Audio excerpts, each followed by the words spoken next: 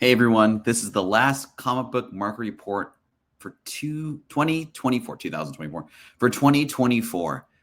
I know I say this every year, but the comic book market is always crazy, and every year, we see a lot of dips. We saw a lot of crazy stuff this year in general. I think 2024 started out with a bang, kind of settled down a little bit, and now it's kind of leveled off again with the introduction of the Superman coming out, DCU, and Marvel's kind of settled down. I don't know where Marvel's really going to do for the time being, but it seems like it's comic book collectors are coming back to the fold versus people are just trying to spec and make a quick buck off people. But we are seeing some video game influence as well for the past year, which is great. I think that adds to the longevity of comic books in general and just making the hobby more fun.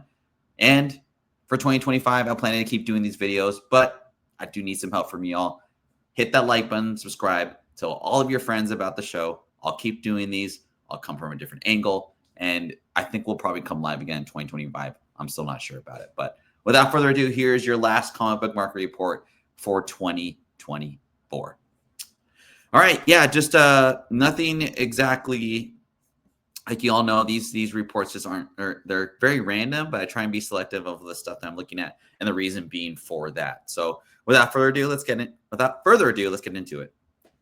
So first off, Rick and Morty #1. This is the 1-in-50 ratio variant. No recent sales of this particular issue, of this cover.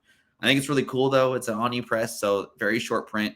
Crazy that 1-in-50s were even being bought. I don't know anyone that was having Rick and Morty as a comic book back when this book came out in the early 2000s. But the regular sales are pretty good, $40, which ain't too bad in all honesty. $2,800 for a 9.8 asking though, and I can tell that people that are selling this book that have it live, they don't want to sell it. $2,800 is crazy. However, I'm guessing that someone had a 9.8 in this, either bought it during the pandemic or bought it for ratio value at their local comic book store. It's a white cover, so it's incredibly hard to get in high grade. So it makes sense that the 9.8s are getting a premium regardless of the ratio or what have you.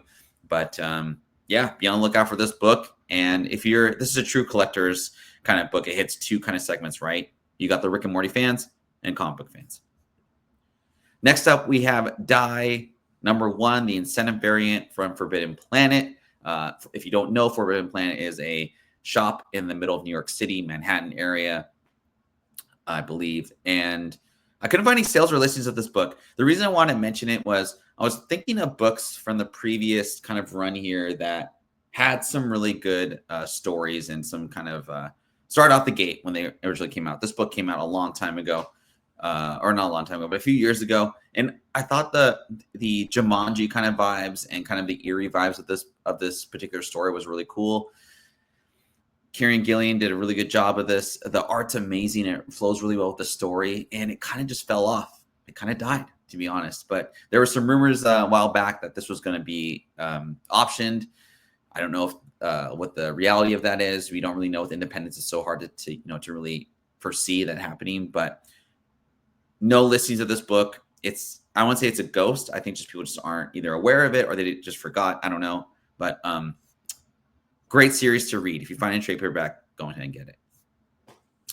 Adam Hughes, Air Force #1 variant. These are all for you Adam Hughes hoes out there. $300 for an asking. Again, no recent sales on this book. I think we're at a market right now. You'll see kind of consistently in this list. There's a lot of books out there that either collectors are hanging on to them or, they're like, well, I'll sell it if I get a really good price.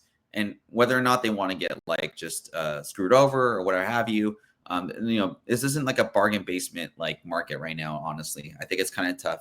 I mean, it's probably a bargain basement market if you aren't trying to find something that's like a FOMO book and something that's a segment of collectors are actually looking for, which Hughes always does well. And I think this is one of the best books that he has.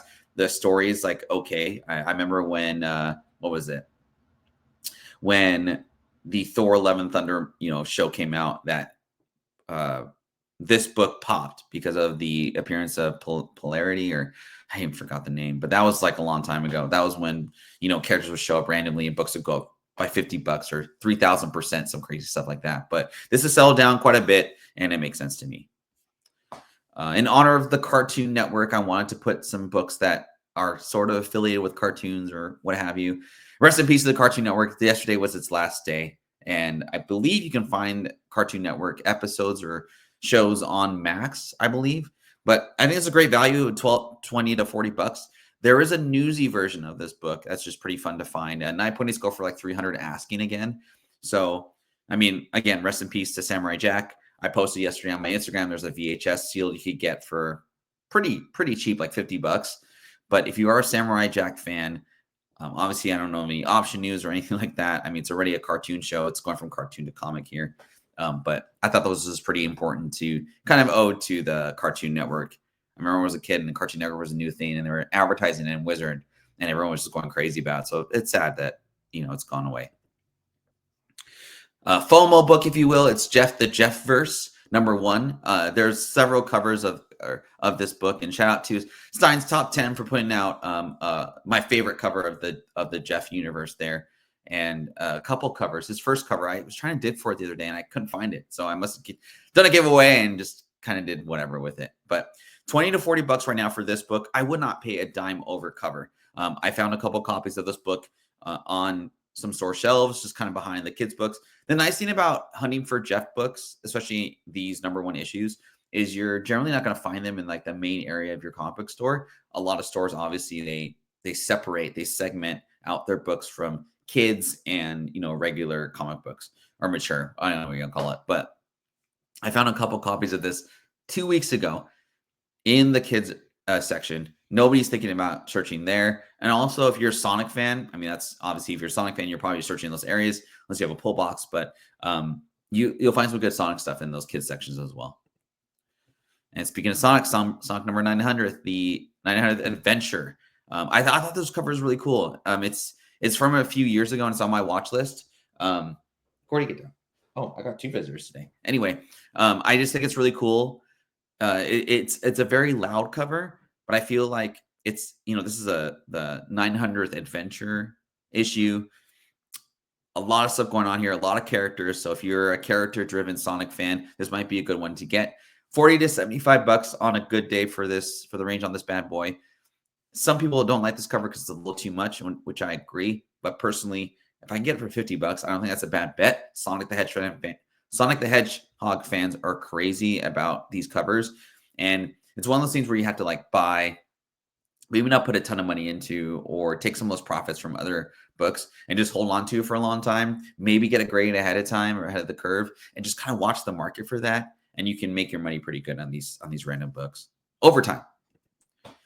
And speaking of Sonic, again, Sonic number 25. I know the Sonic the Hedgehog movie came out, the 3rd one, and it's got really good reviews. I would say it's one of the #1 family shows to go out and watch for this past holiday season.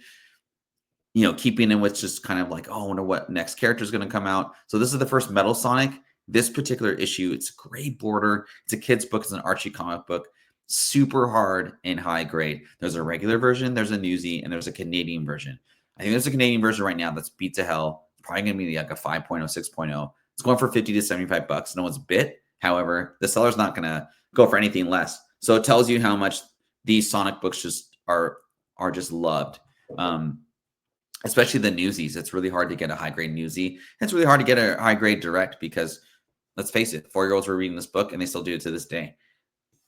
Last but not least, I want to kind of end this with not a recent book, but kind of a fan favorite. Again, this is collectors coming back into the market. I think this is a good investment grade, quote unquote, for a comic book. It's an 8.5. A couple went for $280 and $270 this past week, which I think is a great it's a great price in my opinion, because the A5s with the purple border and the art here, I think it presents really well if you're going to put this on your wall book or whatever you want to call it. But 280, 270, this is crazy. But I mean, with Swamp Things, they could do something separate with Swamp Thing. They could just make his own series, just kind of doing his own thing like they did with the original series, which, by the way, everyone should watch that series. It's really good. But yeah, I just thought that was a pretty good price. That seems to not make sense with all the crazy other stuff that always goes on.